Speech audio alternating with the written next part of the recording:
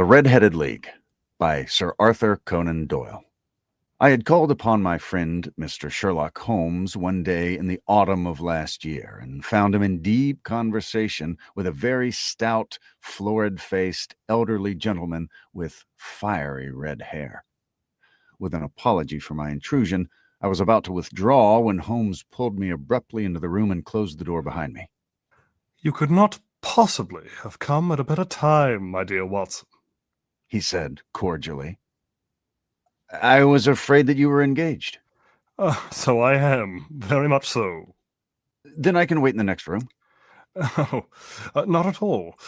This gentleman, Mr. Wilson, has been my partner and helper in many of my most successful cases, and I have no doubt that he will be of the utmost use to me in yours also. The stout gentleman half rose from his chair and gave a bob of greeting with a quick little questioning glance from his small, fat, encircled eyes. "Try the settee," said Holmes, relapsing into his armchair and putting his fingertips together, as was his custom when in judicial moods. "I know, my dear Watson, that you share my love of all that is bizarre and outside the conventions and humdrum routine of everyday life. You have shown your relish for it by the enthusiasm which has prompted you to chronicle and, if you will excuse my saying so, somewhat to embellish so many of my little adventures." Your cases have indeed been of the greatest interest to me, I observed. You will remember that I remarked the other day, just before we went into the very simple problem presented by Miss Mary Sutherland, that for strange effects and extraordinary combinations, we must go to life itself, which is always far more daring than any effort of the imagination. A proposition which I took the liberty of doubting. Ah, you did, Doctor, but none the less you must come round to my view, for otherwise I shall keep on piling fact upon fact on you until your reason breaks down under them, and acknowledge me to be right.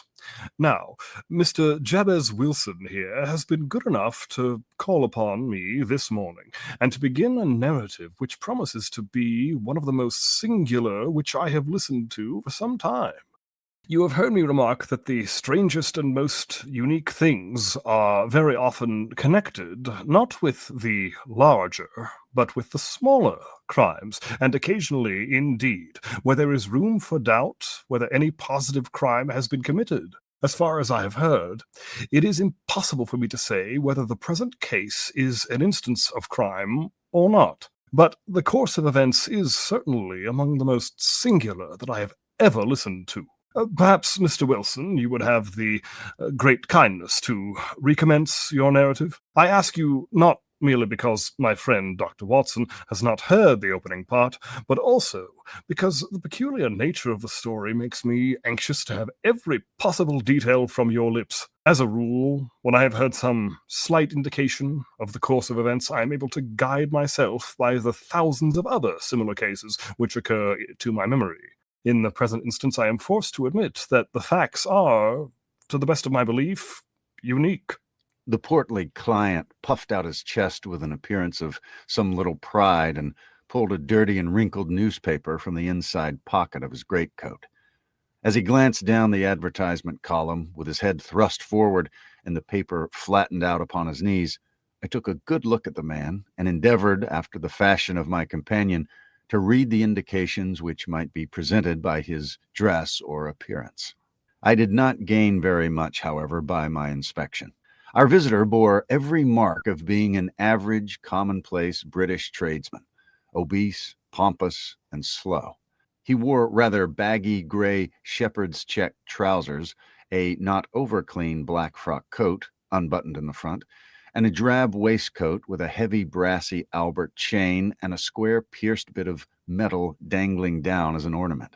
A frayed top hat and a faded brown overcoat with a wrinkled velvet collar lay upon a chair beside him. Altogether, look as I would, there was nothing remarkable about the man save his blazing red hair and the expression of extreme chagrin and discontent upon his features. Sherlock Holmes' quick eye took in my occupation, and he shook his head with a smile as he noticed my questioning glances.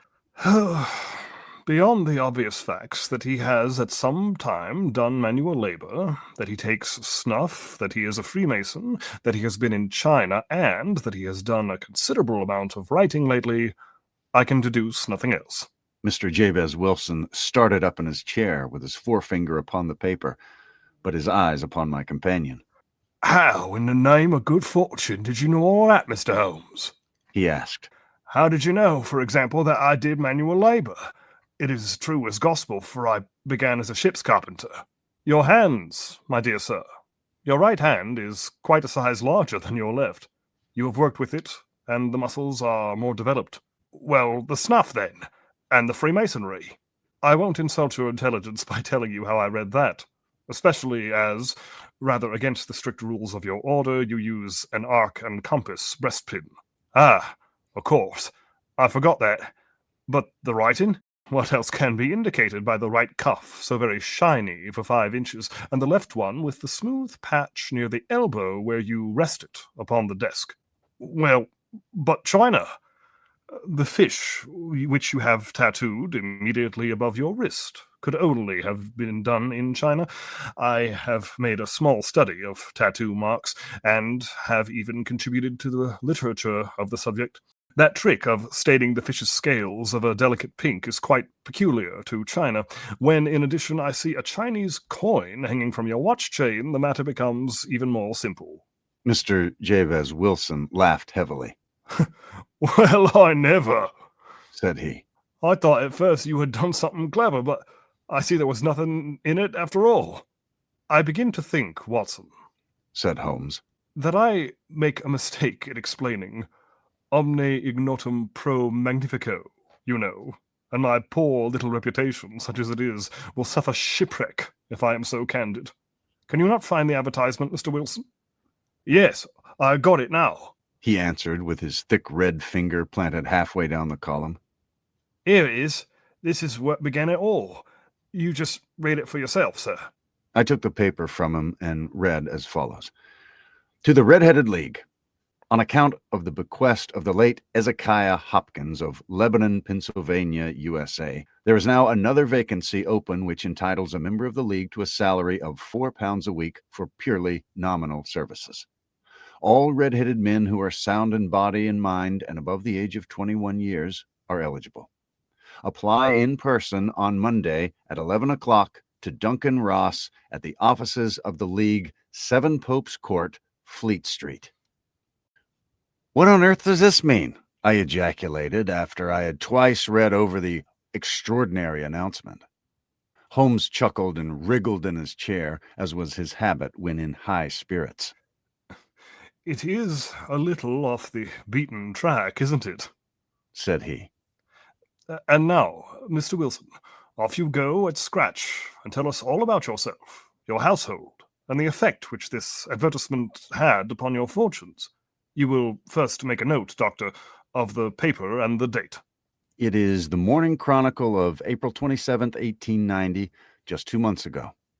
Very good. Now, Mr. Wilson. Well, it is just as I've been telling you, Mr. Sherlock Holmes, said Jabez Wilson, mopping his forehead. I have a small pawnbroker's business at Saxe-Coburg Square near the city. It's not a very large affair, and of late years it has not done more than just give me a living. I used to be able to keep 2 assistants, but now I only keep 1, and I would have a job to pay him, but that he is willing to come for half wages, so as to learn the business. What is the name of this obliging youth? Asked Sherlock Holmes. His name is Vincent Spaulding, and he's not such a youth either. It's hard to say his age. I should not wish a smarter assistant, Mr. Holmes, and I know very well that he could better himself and earn twice what I'm able to give him. But after all, if he is satisfied, why should I put ideas in his head? Why, indeed. You seem most fortunate in having an employee who comes under the full market price. It is not a common experience among employers in this age. I don't know that your assistant is not as remarkable as your advertisement. Oh, he has his faults, too, said Mr. Wilson. Never was such a fellow for photography, snapping away with a camera when he ought to be improving his mind, and then diving down into the cellar like a rabbit into its hole to develop his pictures. That is his main fault, but on the whole, he's a good worker. There's no vice in him. He is still with you, I presume? Yes, sir. He and a girl of 14 who does a bit of simple cooking and keeps the place clean. That's all I have for the house, for I'm a widower and never had any family. We live very quietly, sir, the three of us, and we keep a roof over our heads and pay our debts, if we do nothing more. The first thing that put us out was that advertisement. Spaulding, he came down into the office just this day 8 weeks, with this very paper in his hand, and he says, "I wish to the Lord, Mr. Wilson, that I was a red-headed man." "Why that?" I asked. "Why," says he, "here's another vacancy at the League of the Red-Headed Men. It's worth quite a little fortune to any man who gets it, and I understand that there are more vacancies than there are men, so that the trustees are at their wits' end what to do with the money. If my hair would only change color, here's a nice little crib all ready for me to step into." "Why, what is it then?" I asked. "You see, Mr. Holmes, I'm a very stay-at-home man, and as my business came to me instead of me having to go to it, I was often weeks on end without putting my foot over the doormat. In that way, I didn't know much what was going on outside. I was always glad for a bit of news." "Have you never heard of the League of the Red-Headed Men?" he asked with his eyes open. "Never."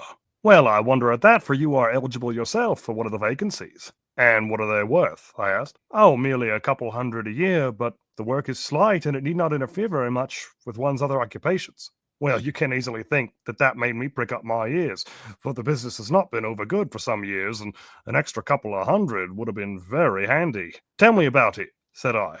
"Well," said he, showing me the advertisement, "you could see for yourself that the League has a vacancy. There is the address where you should apply for particulars. As far as I could make out, the League was founded by an American millionaire, Ezekiah Hopkins, who was very peculiar in his ways. He was himself red-headed, and he had a great sympathy for all red-headed men.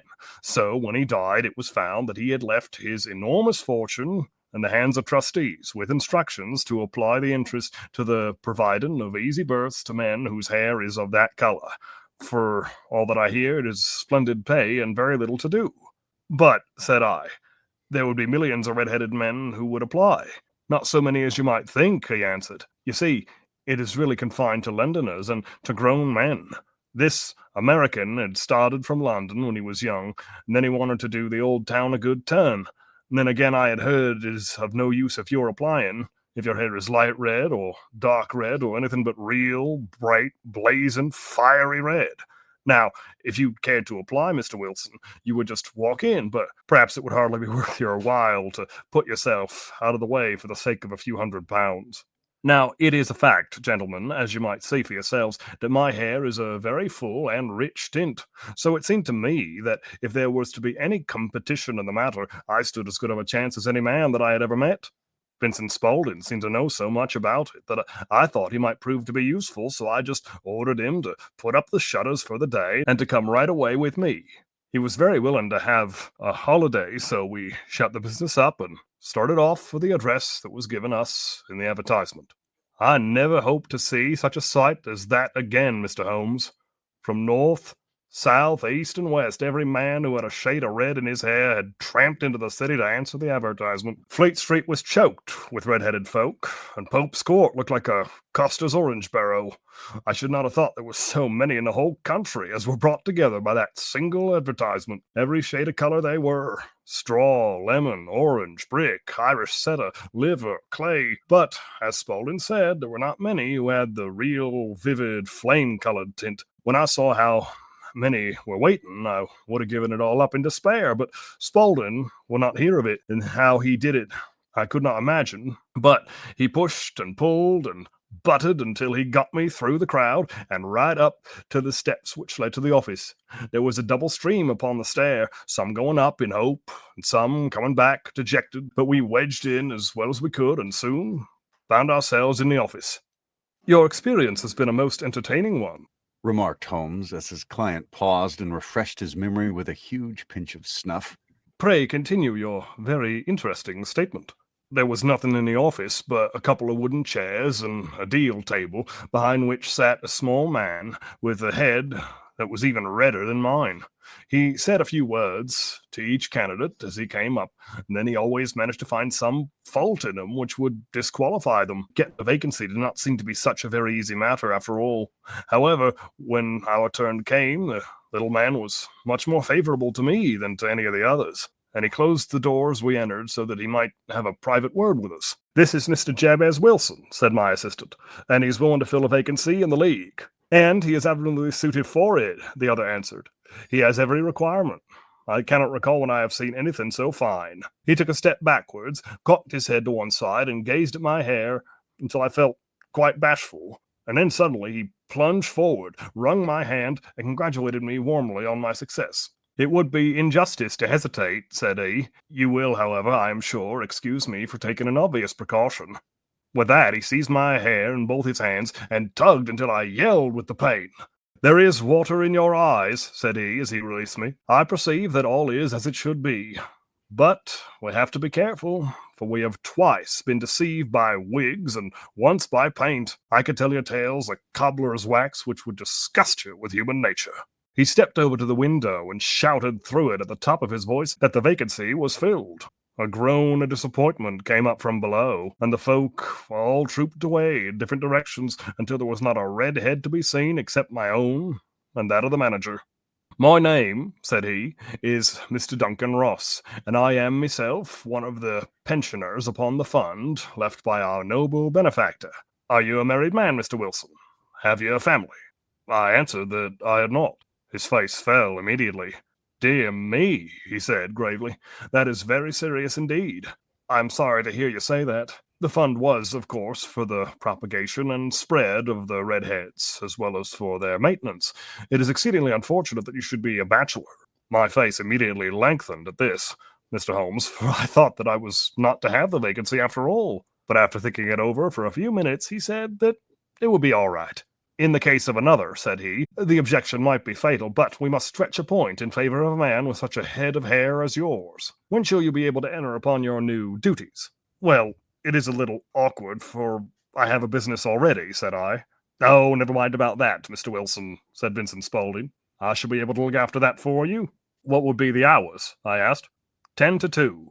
Now, a pawnbroker's business is mostly done of an evening, Mr. Holmes, especially Thursday or Friday evenings, which is just before payday, so it would suit me very well to earn a little in the mornings. Besides, I knew that my assistant was a good man and that he would see to anything that turned up. "That would suit me very well," said I. "And the pay?"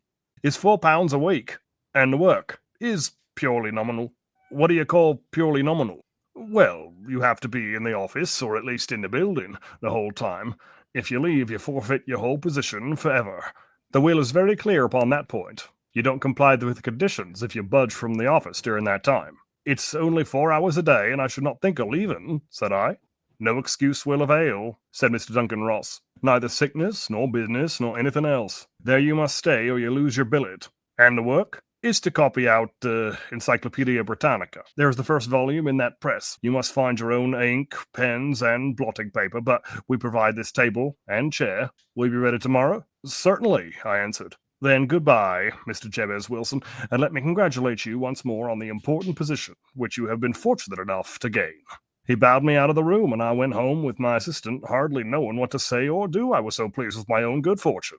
Well, I thought over the matter all day, and by evening I was in low spirits again, for I had quite persuaded myself that the whole affair must be some great hoax or fraud, though what its object might be I could not imagine. It seemed altogether past belief that anyone could make such a will, or that they would pay such a sum for doing anything so simple as copying out the Encyclopedia Britannica. Vincent Spaulding did what he could to cheer me up, but by bedtime I had reasoned myself out of the whole thing. However, in the morning I determined to have a look at it anyhow, so I bought a penny bottle of ink, and with the quill pen and 7 sheets of foolscap paper, I started off for Pope's Court. Well, to my surprise and delight, everything was as right as possible. The table was set out ready for me, and Mr. Duncan Ross was there to see that I got fairly to work. He started me off upon a letter A, and then he left me. but he would drop in from time to time to see that all was right with me, and at 2 o'clock he bade me a good day, complimented me upon the amount that I had written, and locked the door of the office after me. This went on day after day, Mr. Holmes, and on Saturday the manager came in and planked down 4 golden sovereigns for my week's work. It was the same next week, and the same the week after. Every morning I was there at 10, and every afternoon I left at 2. By degrees, Mr. Duncan Ross took to coming in only once of a morning, and then, after a time, he did not come in at all. Still, of course, I never dared to leave the room for an instant, for I was not sure when he might come, and the billet was such a good one, and suited me so well that I would not risk the loss of it. 8 weeks passed away like this, and I had written about abbots and archery and armor and architecture and Attica, and hoped with some diligence that I might get on to the bees before too long. It cost me something in foolscap, and I had pretty nearly filled a shelf with all my writings. And then suddenly the whole business came to an end. To an end? Yes, sir, and no later than this morning.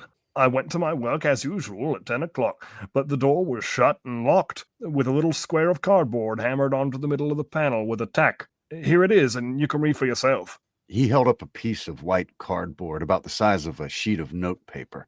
It read in this fashion: "The Redheaded League is dissolved. October 9th, 1890. Sherlock Holmes and I surveyed this curt announcement and the rueful face behind it until the comical side of the affair so completely overtopped every other consideration that we both burst out into a roar of laughter." "I cannot see that there's anything very funny," cried our client, flushing up the roots of his flaming head. "If you can do nothing better than laugh at me, I can go elsewhere." "Oh, no, no," cried Holmes, shoving him back into the chair from which he had half risen. "I really wouldn't miss your case for the world. It is most refreshingly unusual.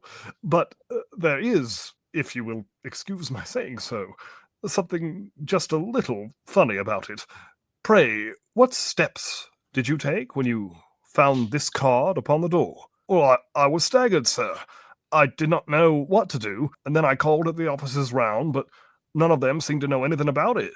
Finally, I went to the landlord, who was an accountant living on the ground floor, and I asked him if he could tell me what had become of the Redheaded League. He said he'd never heard of any such body, and then I asked him who Mr. Duncan Ross was. He answered that the name was new to him. 'Well,' said I, 'the gentleman at number 4. "'What, the red-headed man?' "'Yes.' "'Oh,' said he, 'his name was William Morris. He was a solicitor, and was using my room as a temporary convenience until his new premises were made ready. He moved out yesterday.' "'Where could I find him?' "'Oh, at his new offices. He did tell me the address, yes. 17 King Edward Street, near St. Paul's.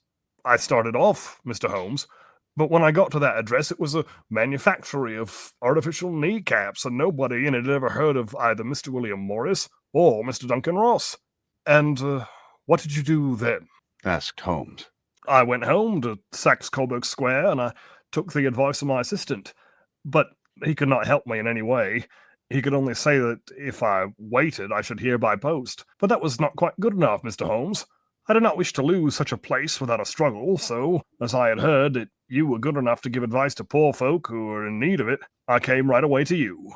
"'And you did very wisely,' said Holmes. "'Your case is an exceedingly remarkable one, and I shall be happy to look into it. From what you have told me, I think that it is possible that graver issues hang from it than might at first sight appear.' "'Grave enough,' said Mr. Jabez Wilson. "'Why, I have lost £4 a week. As far as you are personally concerned,' remarked Holmes, "'I do not see that you have any grievance against this extraordinary league.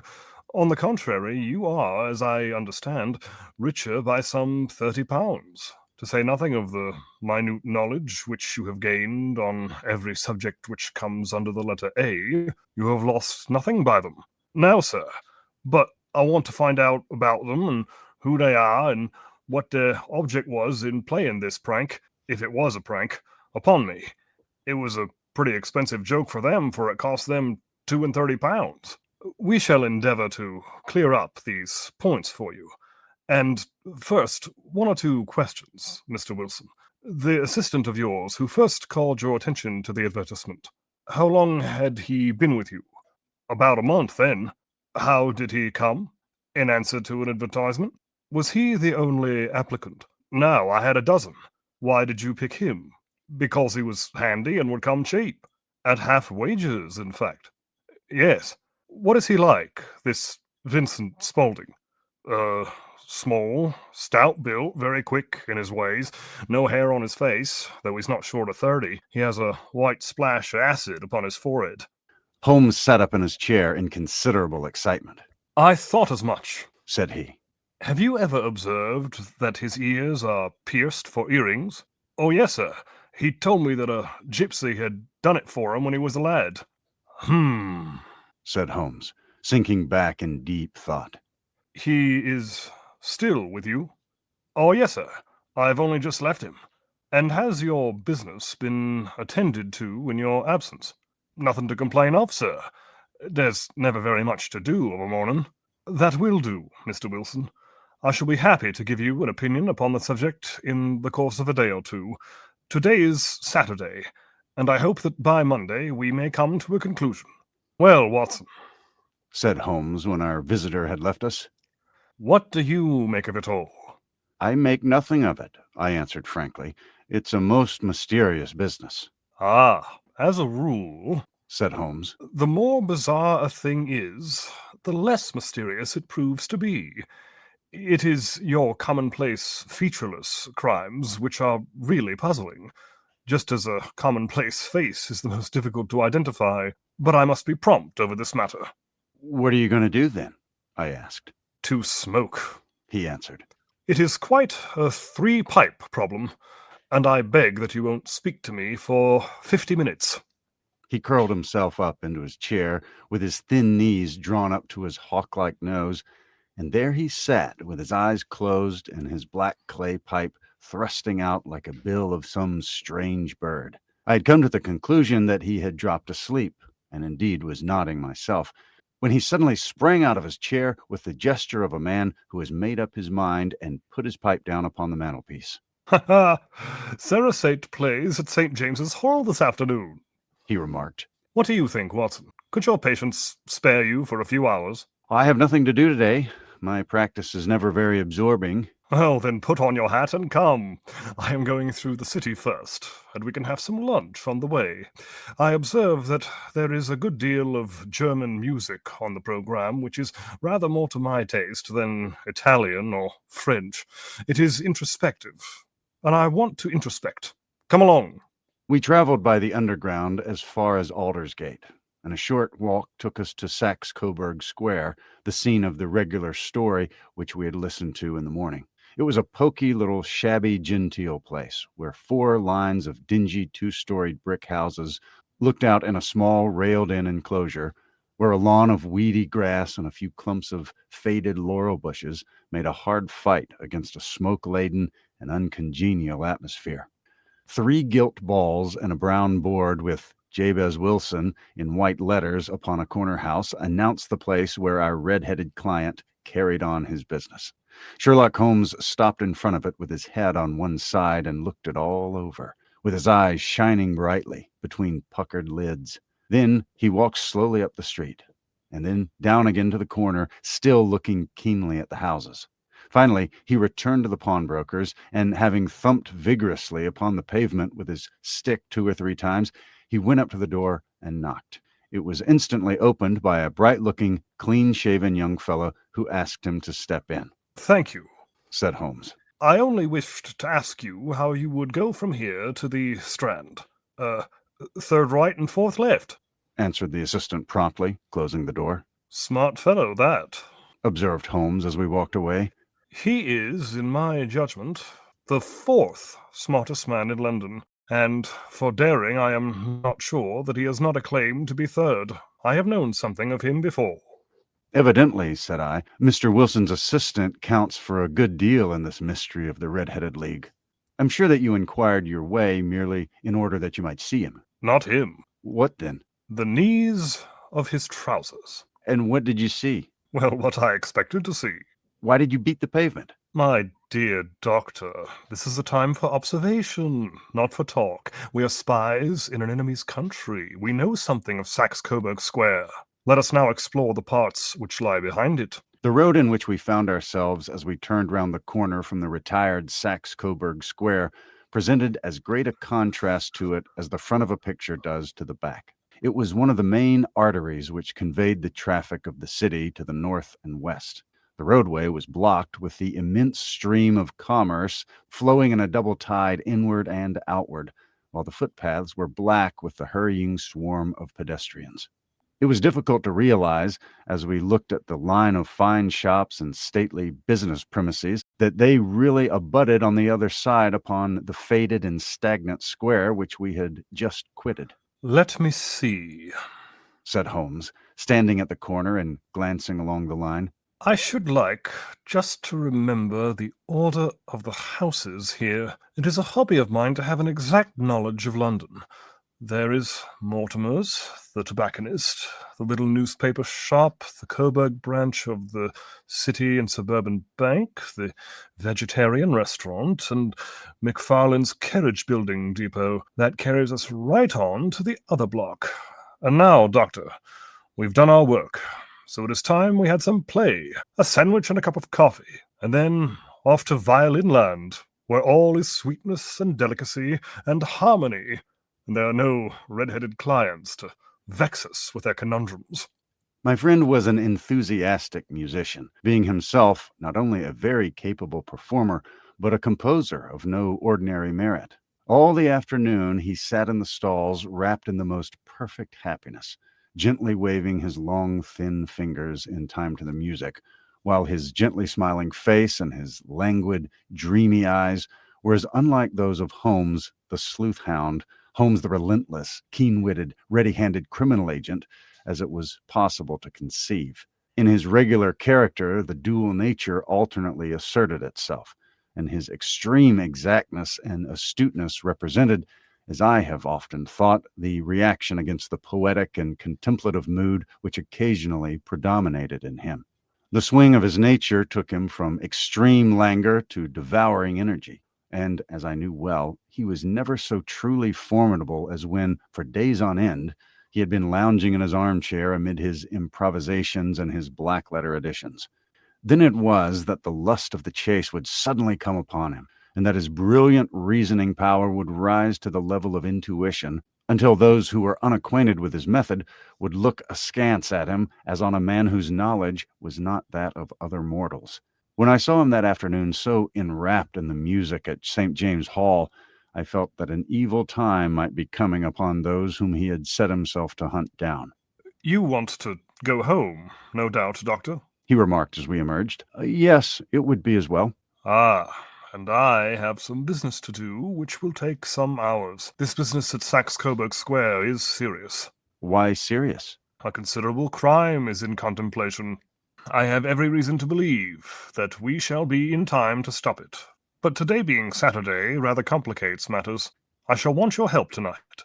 At what time? 10 will be early enough." I shall be at Baker Street at 10. "Very well.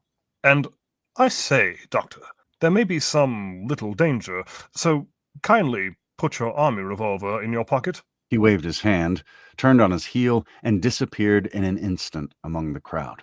I trust that I am not more dense than my neighbors, but I was always oppressed with a sense of my own stupidity in my dealings with Sherlock Holmes. Here I had heard what he had heard, I had seen what he had seen, and from his words it was evident that he saw clearly not only what had happened, but what was about to happen, while to me the whole business was still confused and grotesque. As I drove home to my house in Kensington, I thought over it all, from the extraordinary story of the red-headed copier of the encyclopedia, down to the visit to Saxe-Coburg Square and the ominous words with which he had parted from me. What was this nocturnal expedition? And why should I go armed? Where were we going? And what were we to do? I had the hint from Holmes that this smooth-faced pawnbroker's assistant was a formidable man, a man who might play a deep game. I tried to puzzle it out, but gave it up in despair and set the matter aside until night should bring an explanation. It was 9:15 when I started from home and made my way across the park, and so through Oxford Street to Baker Street. 2 hansoms were standing at the door, and as I entered the passage, I heard the sound of voices from above. On entering his room, I found Holmes in animated conversation with two men, one of whom I recognized as Peter Jones, the official police agent, while the other was a long, thin, sad-faced man with a very shiny hat and oppressively respectable frock coat. "Ha! Our party is complete," said Holmes, buttoning up his pea-jacket and taking his heavy hunting crop from the rack. "Watson, I think you know Mr. Jones of Scotland Yard. Let me introduce you to Mr. Merryweather, who is to be our companion in tonight's adventure. We are hunting in couples again, Doctor, you see," said Jones in his consequential way. "Our friend here is a wonderful man for starting a chase. All he wants is an old dog to help him do the running down."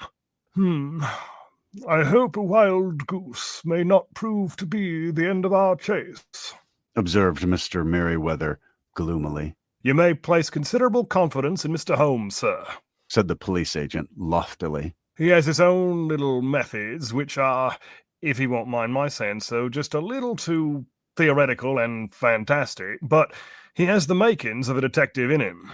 It is not too much to say that once or twice, as in that business of the Sholto murder and the Agra treasure, he has been more nearly correct than the official force." "Oh, if you say so, Mr. Jones. Is it all right?" said the stranger with deference. "Still, I confess that I miss my rubber. It is the first Saturday night for 27 years that I have not had my rubber." "I think you will find," said Sherlock Holmes, "that you will play for a higher stake tonight than you have ever done yet, and that the play will be more exciting.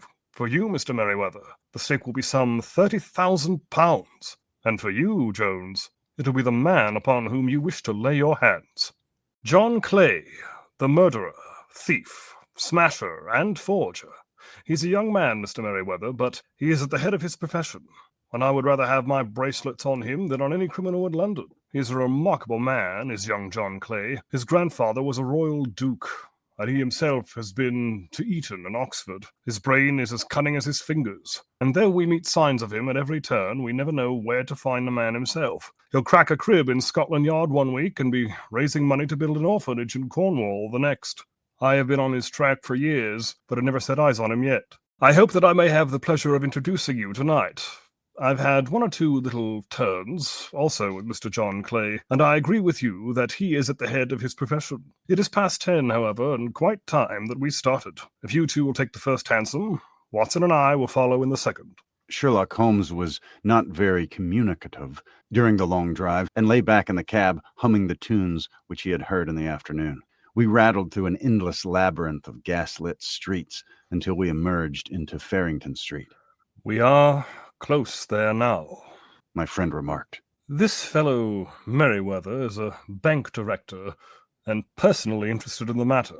I thought it as well to have Jones with us also. He is not a bad fellow, though an absolute imbecile in his profession. He has one positive virtue. He is as brave as a bulldog, and as tenacious as a lobster if he gets his claws upon anyone. Here we are, and they are waiting for us." We had reached the same crowded thoroughfare in which we had found ourselves in the morning. Our cabs were dismissed, and following the guidance of Mr. Merryweather, we passed down a narrow passage and through a side door, which he opened for us. Within there was a small corridor, which ended in a very massive iron gate. This also was opened and led down a flight of winding stone steps, which terminated at another formidable gate. Mr. Merryweather stopped to light a lantern and then conducted us down a dark, earth-smelling passage, and so, after opening a third door, into a huge vault or cellar, which was piled all around with crates and massive boxes. "You are not very vulnerable from above," Holmes remarked as he held up the lantern and gazed about him. "Nor from below," said Mr. Merryweather, striking his stick upon the flags which lined the floor. "Why, dear me, it sounds quite hollow," he remarked, looking up in surprise. "I must really ask you to be a little more quiet," said Holmes severely. "You have already imperiled the whole success of our expedition. Might I beg that you would have the goodness to sit down upon one of those boxes and not to interfere?" The solemn Mr. Merryweather perched himself upon a crate, with a very injured expression upon his face, while Holmes fell upon his knees upon the floor and, with the lantern and a magnifying glass, began to examine minutely the cracks between the stones. A few seconds sufficed to satisfy him, for he sprang to his feet again and put his glass in his pocket. "We have at least an hour before us," he remarked. "for they can hardly take any steps until the good pawnbroker is safely in bed. Then they will not lose a minute, for the sooner they do their work, the longer time they will have for their escape. We are, at present, Doctor, as no doubt you have divined, in the cellar of the city branch of one of the principal London banks. Mr. Merriweather is the chairman of directors, and he will explain to you that there are reasons why the more daring criminals of London should take a considerable interest in this cellar at present." "It is our French gold," whispered the director.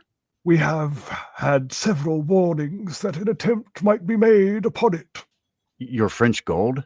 "Yes, we had occasion some months ago to strengthen our resources, and borrowed for that purpose 30,000 Napoleons from the Bank of France.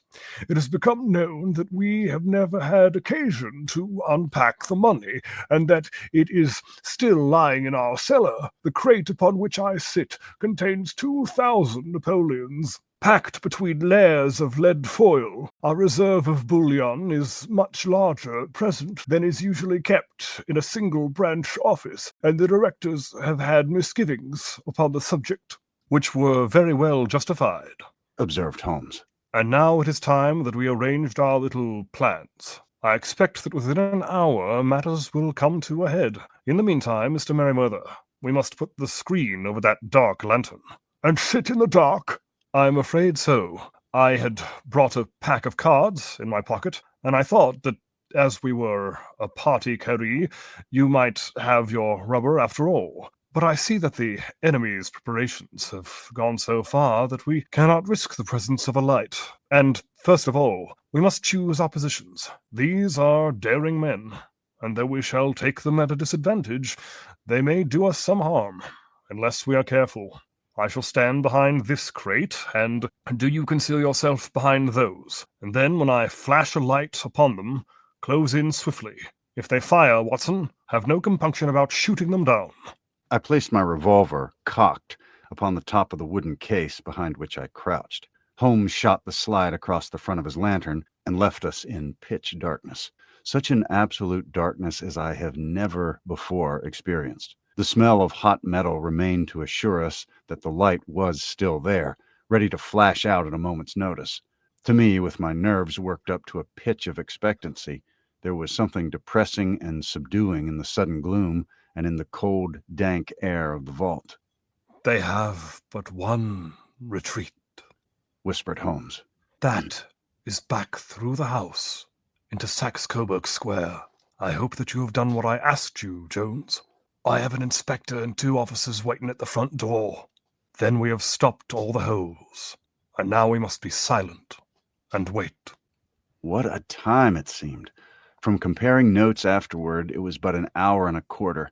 Yet it appeared to me that the night must have almost gone and the dawn be breaking above us. My limbs were weary and stiff, for I feared to change my position. Yet my nerves were worked up to the highest pitch of tension, and my hearing was so acute that I could not only hear the gentle breathing of my companions, but I could distinguish the deeper, heavier in breath of the bulky Jones from the thin, sighing note of the bank director. From my position, I could look over the case in the direction of the floor. Suddenly, my eyes caught the glint of a light. At first, it was but a lurid spark upon the stone pavement. Then it lengthened out until it became a yellow line. And then, without any warning or sound, a gash seemed to open and a hand appeared, a white, almost womanly hand, which felt about in the center of the little area of light. For a minute or more, the hand, with its writhing fingers, protruded out of the floor.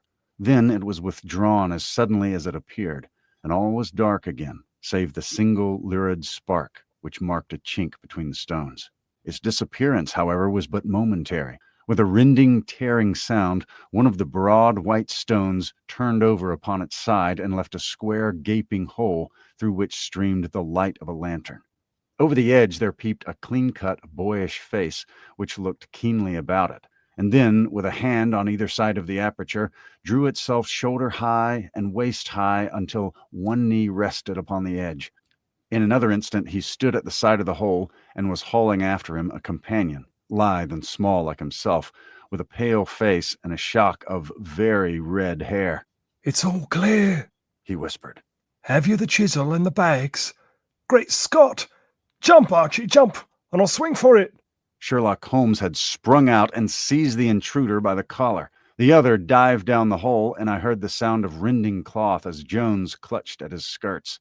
The light flashed upon the barrel of a revolver, but Holmes' hunting crop came down on the man's wrist, and the pistol clinked above the stone floor. "It's no use, John Clay," said Holmes blandly. "You have no chance at all." "So I see," the other answered with the utmost coolness. "I fancy that my pal's all right, though I see you have got his coat-tails. There are 3 men waiting for him at the door," said Holmes. "Oh, indeed. You seem to have done the thing very completely. I must compliment you. And I, you." Holmes answered. "Your redheaded idea was very new and effective. You'll see your pal again presently," said Jones. "He's quicker at climbing down holes than I am. Just hold out while I fix the derbies.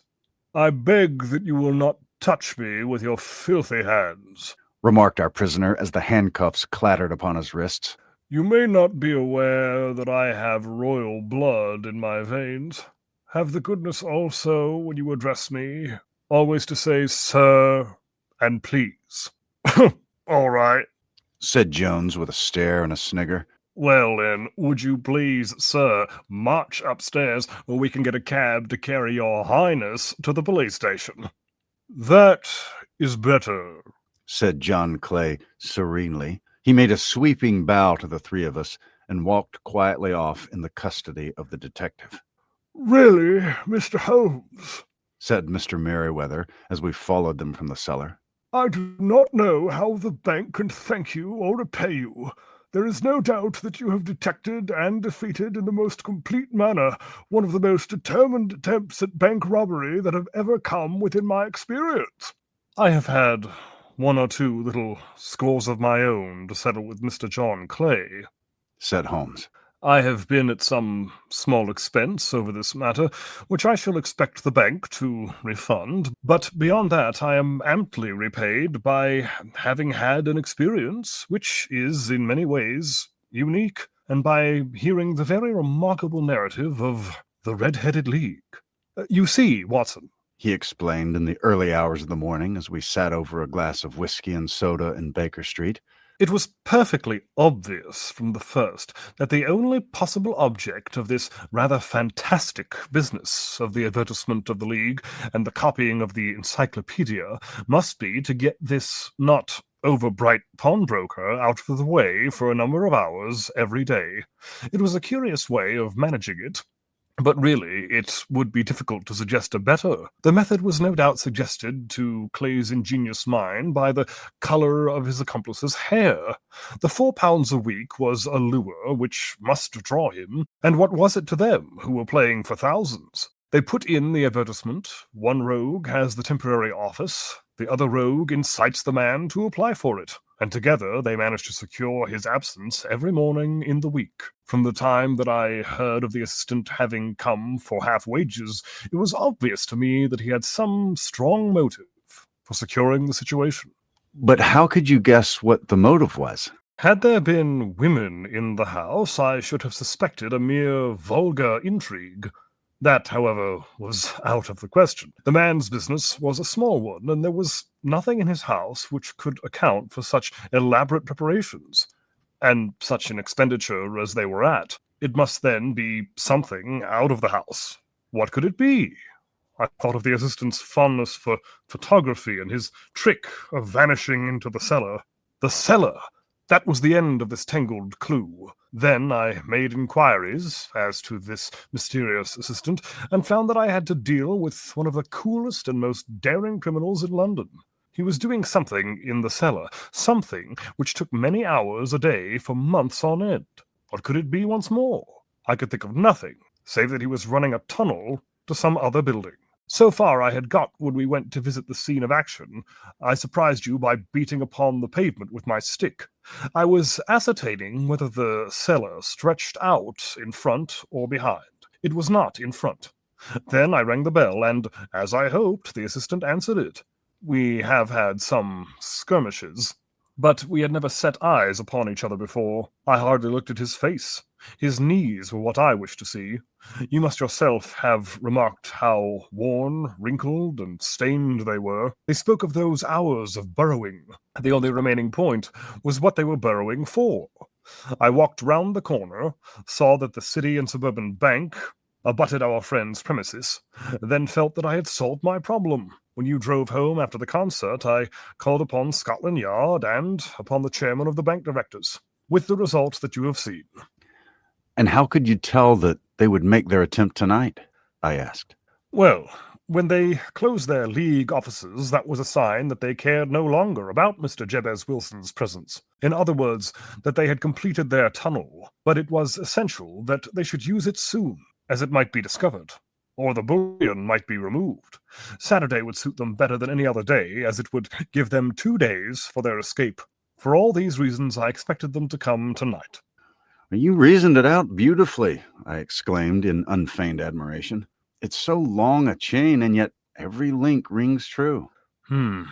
It saved me from ennui, he answered, yawning. Oh, but alas, I already feel it closing in upon me. My life is spent in one long effort to escape from the commonplaces of existence. These little problems help me to do so. And you are the benefactor of the race, said I. He shrugged his shoulders. Well, perhaps, after all, it is of some little use, he remarked. Le homine siest rein, le uveri siest tuorit, as Gustave Flaubert wrote in George's Sands.